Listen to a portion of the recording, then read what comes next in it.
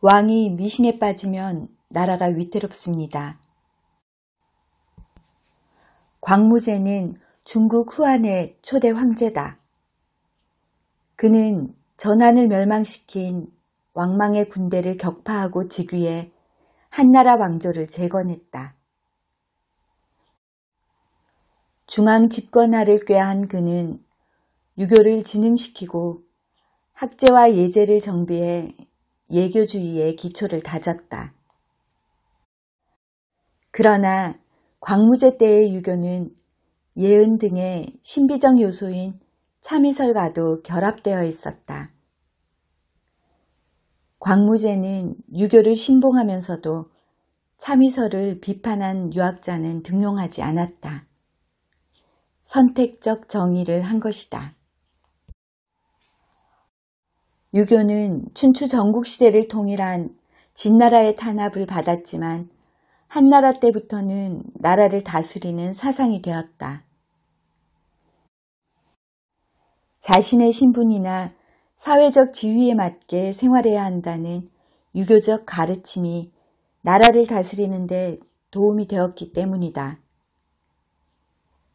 유교가 정치 이념이 되면서 유학도 더욱 발달했다. 한나라 때는 유교 경전의 내용을 해석하는 훈고학이 발달했고, 송나라 때는 우주 원리와 인간의 심성을 다루는 성리학이 발달했으며, 명나라 때는 아는 것과 행동하는 것이 하나가 되어야 한다는 양명학, 청나라 때는 실증적이고 객관적으로 학문을 연구하는 고증학이 발달했다. 우리나라 유학은 삼국시대 이전에 한문과 함께 우리나라에 들어왔다. 삼국시대에는 고구려와 백제, 신라 모두 학교에서 유학을 가르쳤다. 불교의 나라였던 고려도 나라를 다스리는 원리로 유학을 받아들였다. 고려 후기에는 성리학이 들어왔다. 신진 사대부들은 이성계를 도와 조선을 세우면서 성리학을 정치 이념으로 삼도록 했다. 이에 따라 대학 연의 등은 조선 왕이 공부해야 할 주요 내용이 되었다. 이 같은 배경에서 이석형은 성종에게 대학연의를 간추리고 고려사를 더해 대학연의 집략을 올린 것이다. 대학연의를 쓴 송나라 진덕수는 임금이 도가의 신비주의나 미신에 빠지는 것을 후한의 광무제를 인용해 비판했다. 그 내용을 본다. 광무제는 서경을 배워 대의에 통달하였다. 근문경학자인 환영을 초빙해 학문을 강설토록 하였다. 배우는 것을 좋아하며 조회 때마다 환영에게 경전을 풀이하도록 했다. 또 환영의 강독에 대해 칭찬했다. 매일 아침에 시작된 강연은 해가 기울어서야 파했다. 고위 문신들은 물론이고 무장들도 수시로 인견 후 경전과 세상 이치를 밤까지 강론했다. 이렇게 열심히 공부한 뒤에는 잠자리에 들었다. 태자는 아버지 광무제가 근면하게 일하는 것과 태만하지 않는 것을 보고서 기회를 봐 간했다. 폐하는 하나라를 세운 우왕과 상나라를 세운 탕왕의 밝음이 있으시지만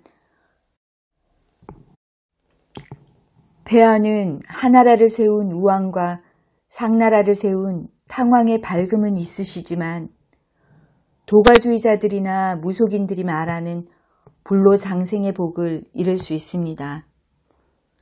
원하건대 정신을 잘 가다듬고 스스로 편안히 하소서. 지나치게 일이나 학문을 하지 마십시오. 이에 광무제는 나는 스스로 좋아서 하는 것이라 피곤하지 않다고 하였다. 신이 생각컨대 중국 한나라의 광무제는 경하게 정성스러웠습니다. 마땅히 옛것을 다시 빛내고 자신을 다해 나라의 태평을 이루었습니다. 그러나 그때 광무제를 보필한 유신은 복담과 후패의 무리였습니다. 이들 모두가 정통유학을 하는 선비가 아니었습니다. 그저 신화 짓고 문장만 아는 서생에 불과했습니다. 군주의 마음을 바르게 하는 직분에 밟지 못했습니다.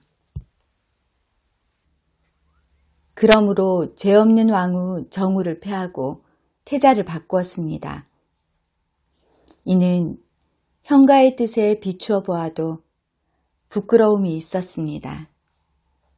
직가나는 대신을 죽였으니 아름다운 가는 괴리가 있었고 순조롭게 간언을 받아들이지 못했습니다.